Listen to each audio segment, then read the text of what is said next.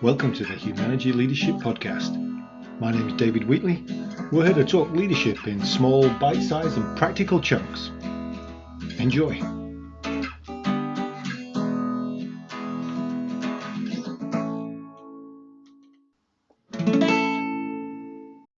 So once again, I am joined by the illustrious Judy Brown and Rick Eigenbrod from their places on either coast, one east, one west, with some sage insights, hopefully, to a conversation that I want to pitch to them.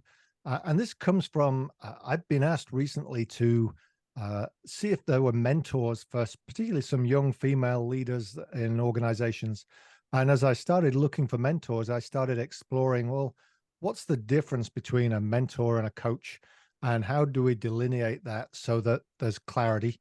And then in thinking about this and talking with Rick and Judy, they've added other dimensions. So it's not just mentor and coach, but what's the other categories, and how do we make sure there's clarity between them? So another about 40-minute conversation, I hope, with some wisdom. And if you aren't familiar with Judy and Rick, go back a few episodes, and we've done their introduction a few times, but the combined wealth of psychology and leadership knowledge that comes between them is we'll just say a lot. So and a lot more than you would expect for their youthful looks. We'll go with that.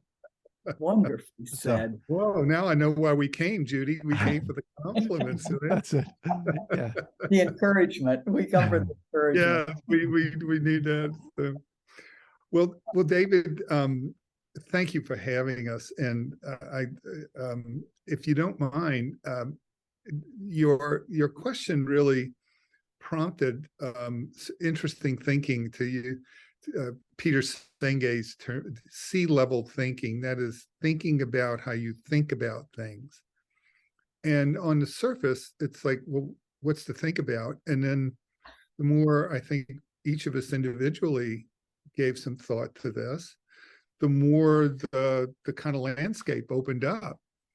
But before we talk about, what went through our brains, can we put you on the spot a little bit, which is, yes, come on, you're now a part of these conversations. It was intriguing, David, that this would come up, this notion about what's the difference between mentoring and coaching. And then I think originally you said friendship, so we threw friendship in there, and I think that's could be a useful addition. Our question was, what do you think prompted that question from the people who asked it? Well, it's interesting. The person who asked it was me, and you added the friendship. As I wind it back a level, these two young women said, "I'd like a mentor," and really, what they were saying is they're very new in their career. They're probably late 20s, taking on leadership roles that are growing, and I'm doing some group coaching with the mid-level leaders in this organization. And really, they, in my mind, was saying is there's somebody who is in the workplace, who's a bit older than I am, maybe with a different experiences, that I can have a cup of coffee with and a chat that seems less formal. But then there's somebody I can go to. And that builds with something that when we work with the great Michigan State University's executive MBA program, I always encourage people to build a personal board of directors. And I can't remember where that came from originally, but the idea that we should all have a personal board of directors, those key people that we can tap into for advice on one thing or another, and see them as that board of directors that keeps us focused in the right direction. And even at Humanergy, we have two owners, but we created an advisory board day one, because we wanted wise people that we respected and didn't want to embarrass ourselves in front of to help hold us accountable once a quarter.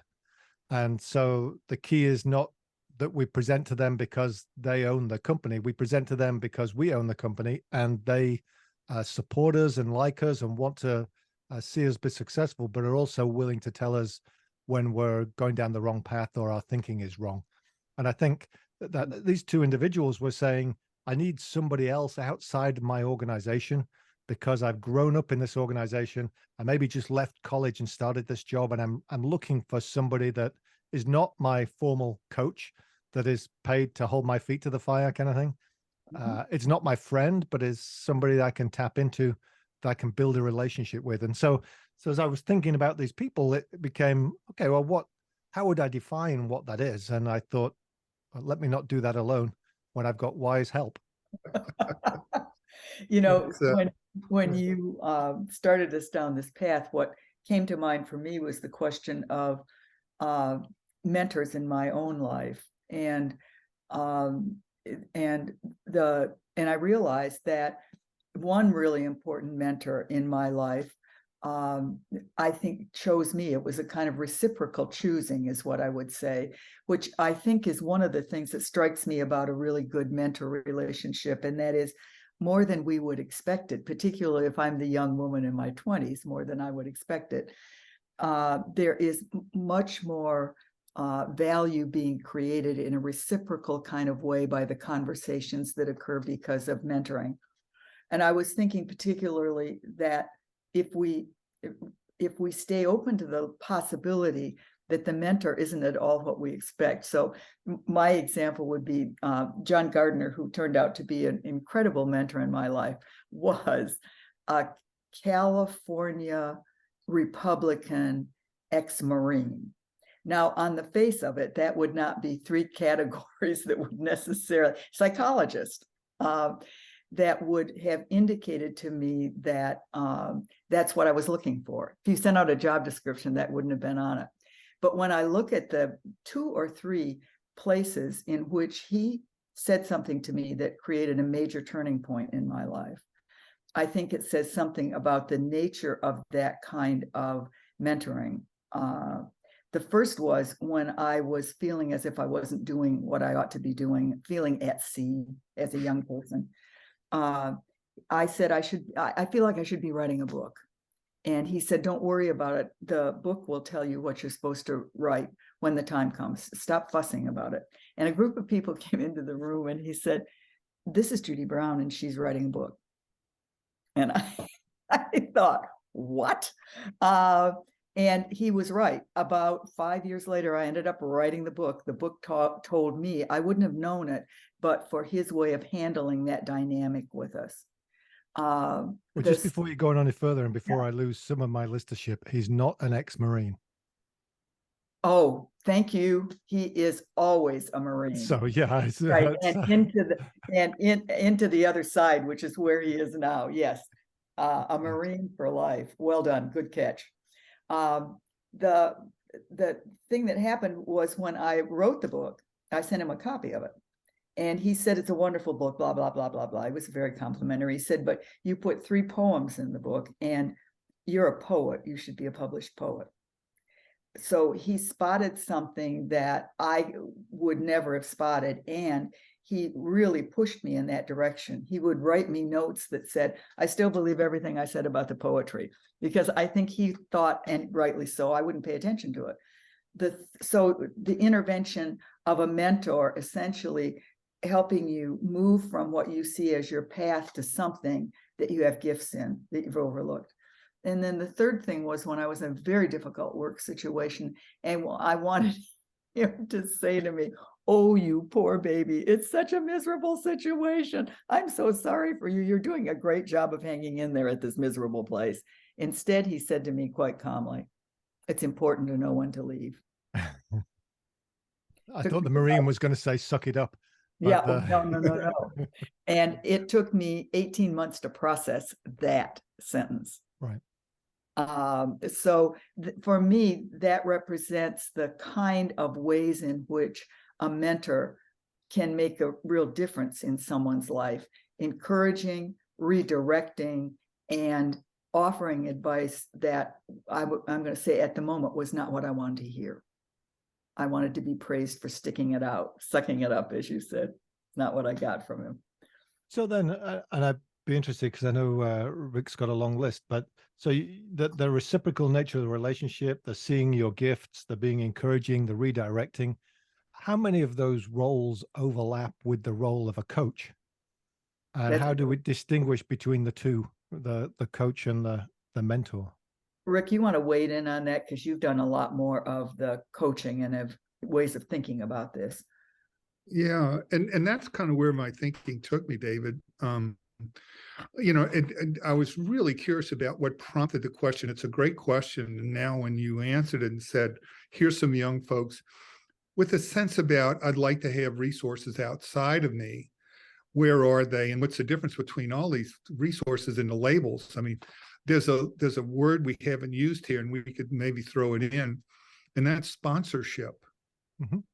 And maybe, that's more useful than friendship. Although I found that if I use friendship, I could start seeing dimensions on a continuum between coaching, mentoring, and friendship. And I think this notion about matching the hatch, how do I find the resource and the nature of the relationship with that resource that fits where I am now? So I think it does two things.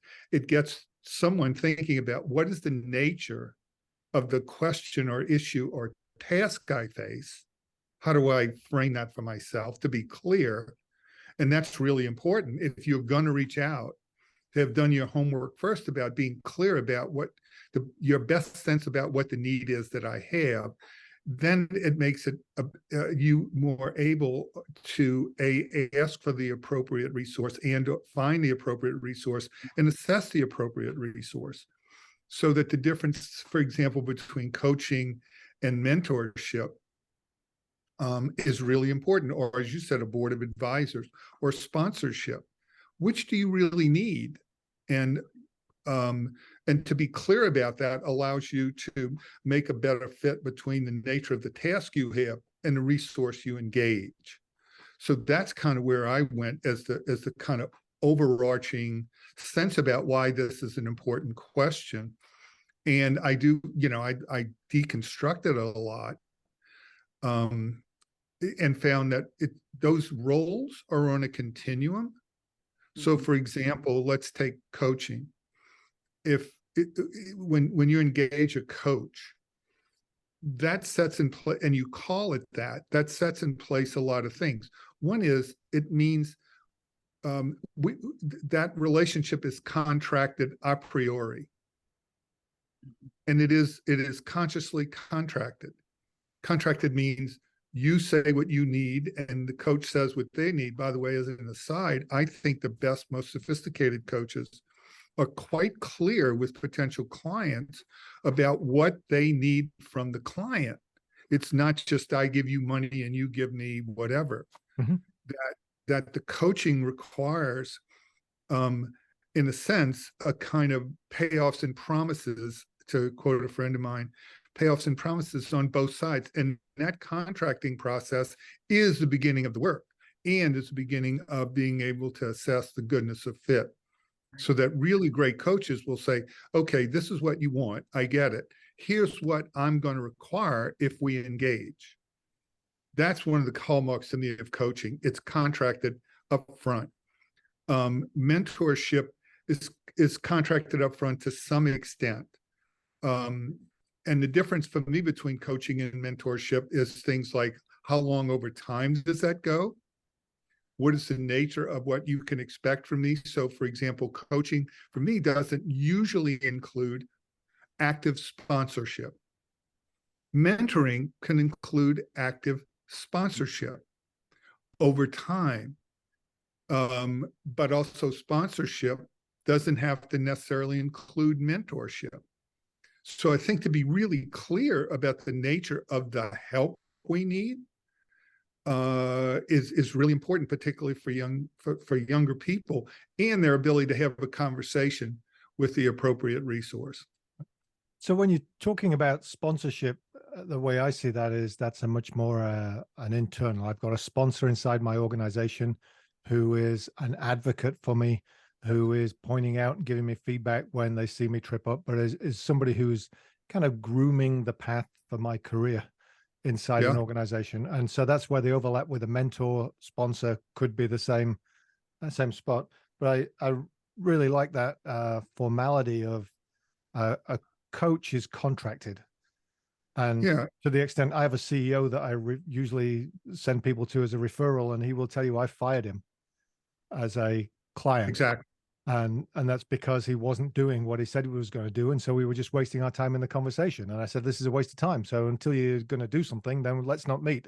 And lo and behold, he did something and called me up and said, okay, we can meet again now, because I pulled the trigger on that thing I said I needed to do the last 3 times we'd met. And David, I think that's an understated or an underappreciated part of the distinction between if we take coaching, it's contracted a priori in time. It's an exchange. What's the currency in coaching? There's a currency in coaching. If you look at sponsorship, there's a bit of currency, but it's different. If you look at friendship, for example, isn't contracted, it's negotiated over time. Right. Coaching has no really essentially, again, these things are all on a continuum. Coaching has less emotion associated with it, right? Mentorship may have some, and sponsorship may have some emotion associated with it.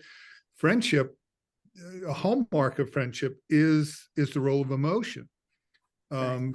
Friendship, for example, is there's an exchange, right? It's reciprocal. You're basically exchanging the same currencies. In coaching, it's not reciprocal in that sense. It's contractual. And the best coaches will be very clear about, if I am going to work with you, here are my requirements. And we as coaches know why that's important, because that has a lot to do with setting the conditions for a successful engagement. Right. And so even that's interesting, that the idea of it's reciprocal in different ways. So one's contracted, the mentorship is reciprocal, but might be a little bit lopsided. And the friendship is reciprocal and should be fairly equal. Yes. Well, it strikes me that the mentorship carries with it the possibility of a very long relationship.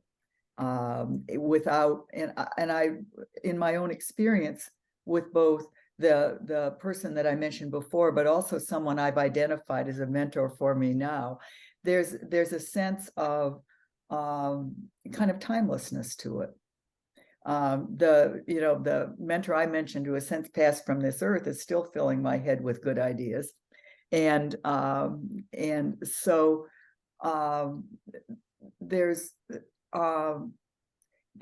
I think timelessness is the right word. It just presumes that the purpose of the connection is the connection, to go back to an earlier conversation that we had, and that connection itself will be rich for both in a mentor situation and in a friendship, will be rich beyond the ability to even realize at the beginning how rich it is, and the way in which it will be reciprocal. Which So kind of overlaps the matrix of a reason, a season, or a lifetime, which is, what I've heard of people come into your life for a reason, a season, or a lifetime, that could apply to a coach, a mentor, a friend, that right. they could all be in that. And obviously the ones that you value the most are probably the lifetime ones, but the reason and season ones are valuable at the moment, at the time. And Yeah, so and that, go on, I'm Rick. sorry, David. No. I was just going to say, if you look at, for example, the nature of the structure of these relationships, right? It's almost on a continuum as well. That the structure of coaching is very, very clear, right? Here are the boundaries. Here's the structure.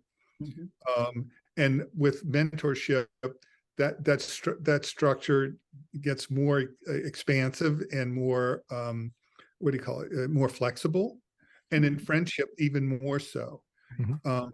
And so the role of time, the time dimension, I think, is really important. You mentioned advisors. I think we could put advisors in. It's great. These are JIT people. You don't have to have a big time relationship with them. You have to have a relationship that says, in the moment, the structure is, I reach out to you and you make yourself available.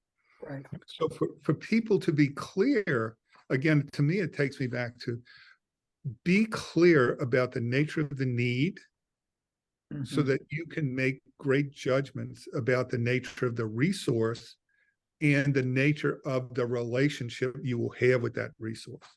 Mhm. That in itself for a young person is really important to have. And so I go back to these two young characters, dynamic people that we're all going to be working for at some point in the future. But that was interesting because I asked them kind of, what are you looking for? What do you need? And it was really just somebody with experience. And one of them picked somebody in their field and in their industry a little bit. And the other one was completely different industry, completely different field, but a dynamic woman who is passionate about the growth of mid-career females. And so, it seems to be a fit at this stage, but that will be in the telling. The interesting thing for me was when I asked both the mentors, I've never heard anybody say no to being asked if they would be interested in being a mentor, which says that there's that value of a feel of giving back, a feel of somebody sees me as having something of value to offer. And, and it's that somewhat reciprocal, but maybe unbalanced nature, but it's still helping people think. It's kind of like these conversations. I set a topic and we all think about that topic until we get to the conversation. And so the value is framing a topic and getting people to think about it. It's the mentorship is the same kind of role. I wonder how many young people who might benefit from a good mentor would be reluctant to reach out to someone whom they spot as somebody who'd be a great mentor for them. I'm struck by the research that's going around these days that people feel as if they reach out to somebody, it's going to be an intrusion, or whoever it is not going to respond well to being reached out to. When the research about people who get reached out to is they universally appreciate it and are delighted to say yes. So there's this sense of uncertainty or being at risk to look at somebody and say, I want as a mentor. And sometimes what strikes me is, because I think in my own case, I don't know that John Gardner and I ever used the word mentor with each other. We just kept the conversation going, and it went wherever it needed to go. And there was something in what I had done with my life that was a kind of mentoring to him because he'd gone in a different direction. So I don't know. It's there's something emergent about it, I guess, is what strikes me. Well, that's what got me to the thinking about it, because I think the three of us probably all play at different times in 3 out of those 4 categories, and maybe sometimes the fourth, the sponsorship as well. But there's people I know that have moved from across each one of those at different times. So I've been in a coaching relationship, I'm in a friendship relationship, I may have a mentor relationship, but that's which gets to the blurred lines of Rick's continuum, if you like, isn't it? That when does a mentor become a coach? When there's more formality in an agreement and a contract. When does a friend become a mentor is the other thing. I'm sorry, David. I think that dimension of, again, it's not so tidy, but I think to have some of these dimensions in your mind as you think about, and I love the word fit. We're really talking about how to create goodness of fit for you and the person you're going to enlist. The continuum of coaching is very designed, a priori designed. Mm-hmm. Boundaries are designed. There's clearer boundaries. That's all a priori. It's contracted, if you will. Then, as you move to sponsorship and friendship, the nature of that relationship is much more emergent. Yes. And that's okay. You don't want emergence per se in a coaching assignment.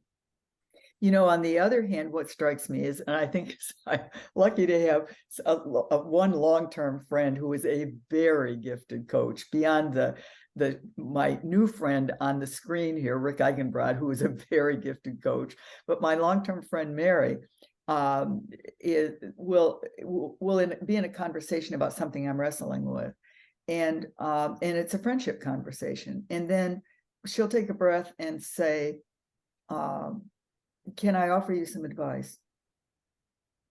And what she's really doing, I realize, is in that moment is she's shifting that next piece of the conversation into essentially a coaching relationship. And she's asking my permission to move in that direction, and we'll have a back and forth on that, and then we'll go back into what is essentially a friendship conversation. So the mindfulness, to Rick's idea of the categories and the differences, I think make it possible for us to move with a kind of flexibility that in the long run is very satisfying to both parties. Which just makes me think about times when I might have spent all day in my office here coaching, and I go downstairs and Lorna shares a problem with me, and I find myself being told, I don't need a coach right now, I need a friend. And so that's stop trying to like asking me the questions, all of the therapy type questions that go with it, but just listen and, maybe agree with me rather than, say, have you thought about how others might feel and things like that.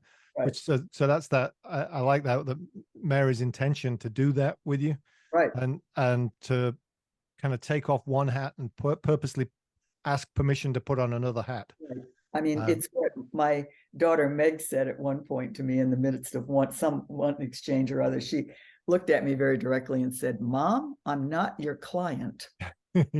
Yeah, we've probably all, I'm sure we've all had that. No, well, and then we've had that with our kids, and then we love when they reverse the relationship. Yeah. And we go, whoa. Yeah. Judy, I'm gonna put a word to what you're saying in terms of friendship or even colleagueship. That's another word that's negotiated over time, in time. Yes. Yeah. Right. So when we have friendships or colleagueships, the nature of the relationship is negotiated in time, over time, and that's the source of emergence. It's bounded when we're I think the most bounded in coaching. Now you can recontract the coaching at some point over time, but that, to me, the word contracting fits much more there than if you move to even sponsorship, or certainly friendship. That these things are negotiated over time, so the time dimension becomes important. Are they always, Rick, negotiated explicitly, or are we kind of like on a musical scale, sliding the slider along into the new stage? Yeah, I think you're right, Judy. I mean, I think it's not always that explicit. And I'm going to use friendship because I think it sort of gives us these two very different. The contrast is there. You would not want to do that in coaching. You would not want to slip and slide around, right? Because that's not the nature of the work. Particularly, I mean, here's another dimension we haven't talked about, which is in coaching or sponsorship, et cetera, particularly in coaching, do we make a distinction between this assignment and the nature of our contract is focused on learning, or is it focused on development? And those are two very different things. And I think it's both in a friendship or a sponsorship, but a friendship, they get mixed up. I think it's important that they're really clear in coaching. Mm-hmm.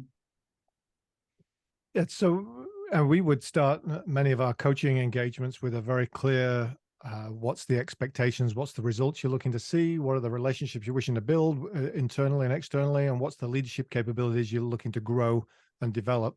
And so we'd have that clarity up front, which is the contracting. I think the interesting thing, when you move to a mentorship relationship, it's more informal, but there's still a sense of what do you want to get out of this? Yes. but in some cases it's I just need somebody who I can talk to that's not in my company and that isn't my friend, that I don't feel like I'm venting to, that has some work experience. So it's that less formal kind of structure, just somebody I can pick up the phone and then the friend could be anything from somebody to vent to somebody I want to give me advice and coaching, but it's going to be from the place of, our primary focus is friendship. Over time, enduring, negotiated over time, emergent. Yeah. Exactly. And so the notion of time as a dimension is really important, much more bounded in coaching with an a priori contract, less time bound in, say, mentorship and sponsorship, and a bit emergent, a bit contracted. And then in friendship, it's a very not time bound at all. And it's negotiate, what I'm going to call, language is difficult here, but challenging, but negotiated in the moment over Right. time over time. Yeah. Which then go on. No, go, David. Well, and I just think this, so it gets back to the continuum that you're talking about, doesn't it? That one of the key elements of this continuum is the contracting or the negotiated expectations, what you want to get out of this. And I don't think we ever go into a friendship saying, well, okay, let's sit down and create a formal friendship agreement. It just happens. And the mentorship tends to have a little bit of formality to it. And then the coaching has a more structured formality to it. And yeah, all three of those are about getting value on both sides of the table. Mm-hmm. It's just really the structure and the focus that makes a big difference. It does. I'm sorry, Judy, you go.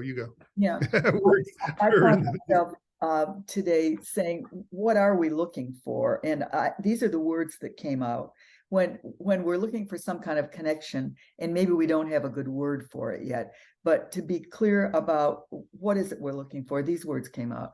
Connection, one possibility; encouragement, possibility; guidance, possibility; perspective, wisdom, and witness. And I realized as I went through those words, I was moving in the direction of mentorship and friendship.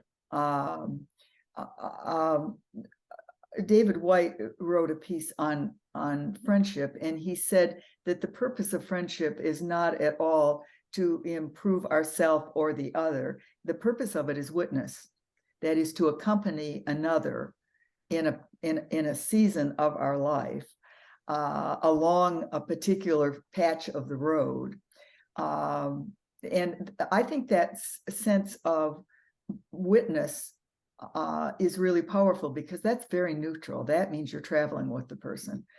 There may be wisdom involved in some of that, but the major thing is just being present and traveling. It's traveling with the other. Yeah.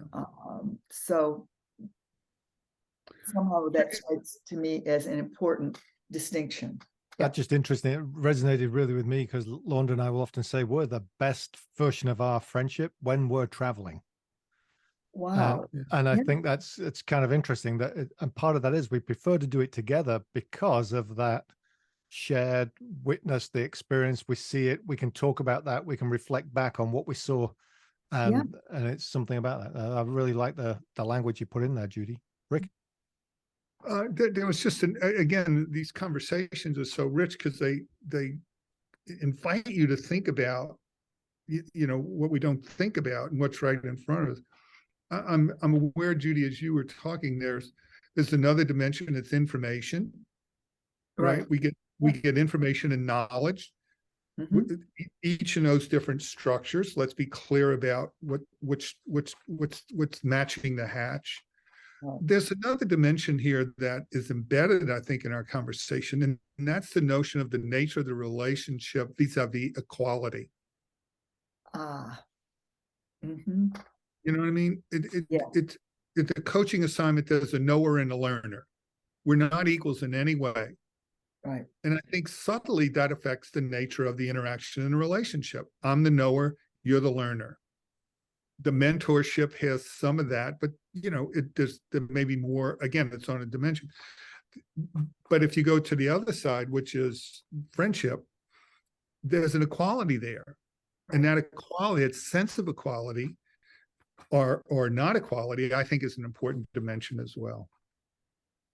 Which in turn is interesting because I'm sure you two have had this experience too. I've got people I coach and am friends with. And the friends has come over time, and it tends to be, hey, I know my role when I've got my coaching hat on, but I want to learn from you as well. And that's when it moves to the, hey, let's just go for a walk and chew the fat and talk about our kids. And there's something else to that. I think it emerges the notion of differences in perspective as well with my colleagues and friends.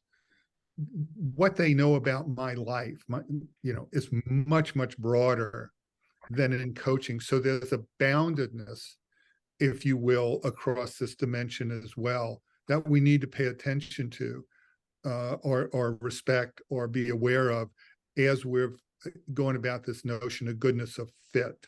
Mm-hmm. Yeah. So if as a coach, I'm going to share enough to build a relationship, but if half the coaching session is telling you about my family, then that's not a part of the contract. Exactly. And we're sort of making the implicit explicit in our conversation. And hopefully this will be helpful to people who are thinking about the nature of the resource that I need. One, in terms of what I reach out for, what I ask for, and how I engage when I found them. So then if we focus in for the last few minutes on this mentorship side, because what I also found was I was asking people to be a mentor and they were kind of saying, I'd love to be a mentor. What does that mean? And that gets back to your original question there, Rick, is what's the outcome that people are looking for? What's the result that other people are looking for is the first question. And that's where the matching came up is, what are you looking for? Somebody in the industry that's a few steps ahead of me that can be a wise sage and maybe share some of the times that they tripped up so that I don't have to trip up. Then that's okay. I can match you with somebody who could potentially do that. But that first question as a mentor would be, so what do you want from this relationship? What are you looking for?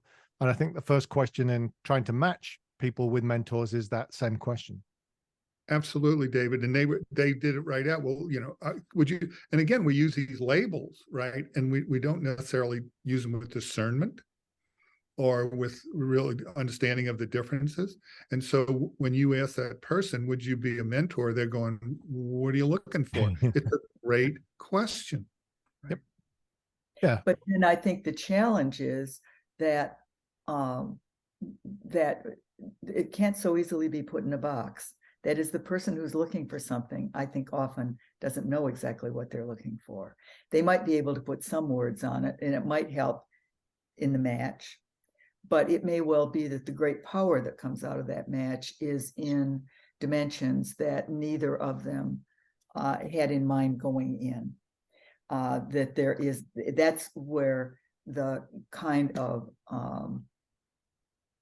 where the process grows its own richness.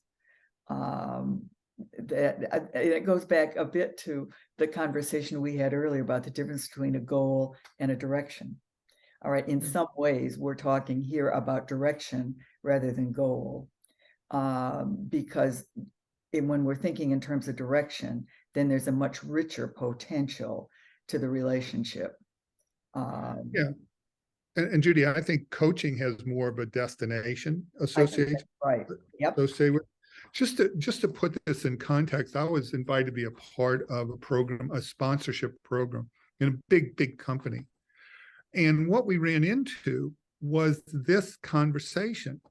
The people who had said, yeah, I'm happy to participate as a senior person in this, along with the people the younger executives. What we ran into was this very conversation, that some people saw the role as being a coach. Some people saw the role as trying to help them get promoted. Some people saw the role as active sponsorship. Some people saw it as JIT availability. So it was a real life example of a big company wanting to do the right thing around this label of sponsorship, realizing as we got into it, there was a great deal of differences in how people reference that one word, and how it really went across the confusions and the conversations and the clarifications went across all the dimensions we're talking about today over time and lots of conversations. So then, most of my audience and the aim of this podcast is to support Humanergy clients. And I know you send them on to other people as well. But and so my Humanergy clients will know that we won't end here. There'll be a one-page document comes out of this somewhere that has these summaries on, and I'm happy to share that as people have it. But what I heard so far is, the coaching is contracted. It's less emotional. It's about growth and development. The mentoring is reciprocal. It's about experience. It's seeing gifts, encouraging and redirecting, and is less formal and add some emotion. And that friendship is negotiated over time. It has emotion tied into it. It's reciprocal, and it's about witness. And, that's about as good a summary as I could capture as I'm trying to have the conversation at the same time. But I look forward to getting your notes and adding to that. But Rick, Judy, once again, thanks for a wonderful and thought-provoking conversation, because another 40 minutes has gone by without us realizing it. So, and I look forward to our next conversation. All right. Thank you, David. It's a treat. Thanks, y'all. Yeah. That was the Humanergy Leadership Podcast. My name's David Wheatley. For further information about Humanergy, go to humanergy.com or check out our latest book, What Great Teams Do Great, from all good bookstores. Have a good one. Stay healthy.